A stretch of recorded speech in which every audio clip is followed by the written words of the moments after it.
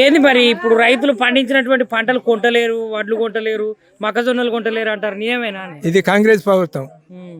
కాంగ్రెస్ ప్రభుత్వం పెద్ద రేవంత్ రెడ్డి గారు పెద్ద దేశానికి రాజైపోయి ప్రజలను సుఖ సంతోషంగా మంచిగా అన్ని పంటలు పండించి రైతు బంధు ఇచ్చి బోనస్ ఇచ్చి యాసింగ్ ఇస్తే వానకాలం లేదు, వానకాలం ఇస్తే యాసింగ్ లేదు.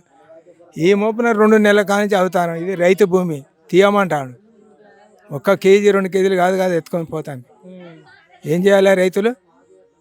మరి సారేమో మరి ఆడ కూర్చొని అన్ని చేస్తాము, అన్ని ఇస్తున్నాము, చేస్తాడు.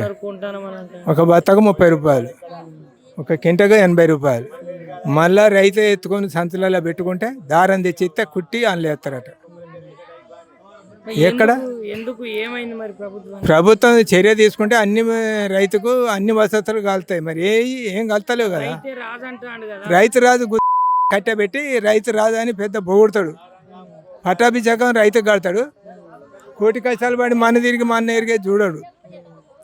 పిండి బత్తాలప్పుడు ఏం చేసిండు? యూరియా బత్తాలప్పుడు తల్లి కోస పిల్ల కోస పంట పండకుండానే పోయింది. నాది ఎండిపోయింది, దొరకలేదు అదనకు. పిండి బత్తాలు యూరియా బత్తాలు ఎంత? ఒక 300 దొరకాలి. మరి ఏం చేయం మేము కదా. రేవంత్ రెడ్డి కాంగ్రెస్ జిందాబాద్. ఆయన చేసిన పనులు రైతులకు మహా సంతోషంగా అవుతాయి, బ్రహ్మాండంగా అవుతాయి. ఏం సిక్కాకు లేకుండా అయిపోతుంది రైతుకు. నీళ్ళ కంటే నాకేం మిగలేదు. భూమి పట్టా లేనికి ఇంతవరకు పట్టా లేదు, పాస్బుక్ లేదు.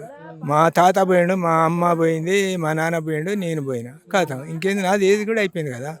50 దాటిని పట్టా పోయి పట్టా పాస్బుక్ లేవు.